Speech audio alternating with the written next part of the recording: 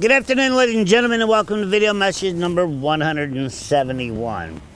First of all, before I get started, I'd like to say congratulations, Donald Trump, for winning all 5 states yesterday.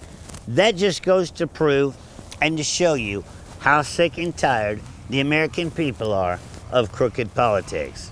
The little collusion that Ted Cruz and John Kasich had going on there pretty much bit him in the ass, didn't it? But anyway, it just goes to show you what the general election could turn out to be this year, because the American people are fed up with crooked politicians. Second of all, I spent one of the most amazing mornings this morning with one of the head leaders of the Parliament and Congress of Nepal, the country Nepal.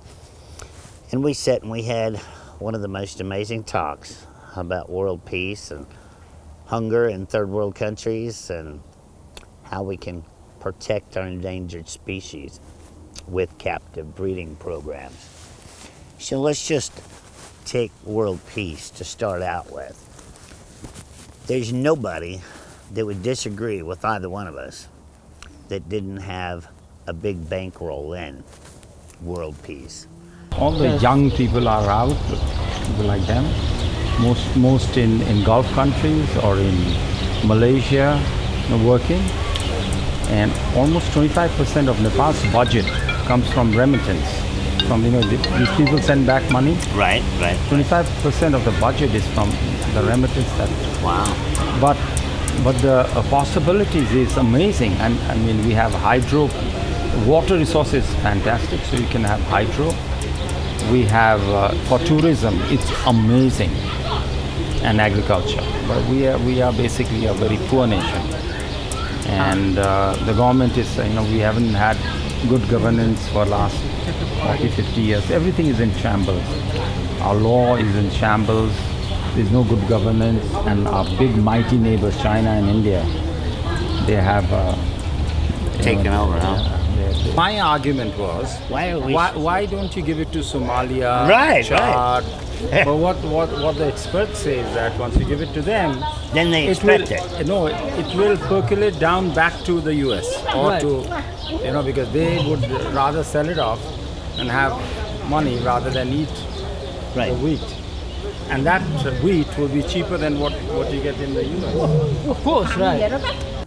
It seems that the only thing stopping world peace is the countries and the country leaders that like to keep that puffed up chest out there and try and be the dictators and the head people of this entire planet. If it was up to all the little people of the world, we would have world peace. Second of all, we were talking about starvation and hunger in third world countries. And his country, Nepal, is basically the same way our country here is in the United States. We pay our farmers not to farm because we have so much grain, wheat, corn, and things in storage that we don't even need it anymore. So we subsidize the farmers to not farm certain grains and products. But the problem seems to be is why we won't ship some of this excess over to third world countries and help feed the starving is because our rich people that run our countries and keep our economy locked in at a certain value is scared that if we ship wheat over to a third world country that they will make some type of product with it and sell it back through trade to America and other countries at a cheaper price, such as flour made out of wheat or cornmeal made out of corn, when the answer could be so easily, and that would just shut down anything exported out of those countries, as long as we're shipping food over there to feed them. So, we talked about our planet getting along, hunger, and then we had the most amazing conversation over endangered species and They have approximately 400 wild tigers running loose in India and Nepal and in protective parks. And how we could continue the genetic species of captive bred tigers in the United States and other countries such as Nepal or India or anywhere else, as a matter of fact, that goes to. Our leaders here in America were more interested in a true genetic species survival plan instead of a true crooked political plan in order to make money off the animal rights organizations and the AZA,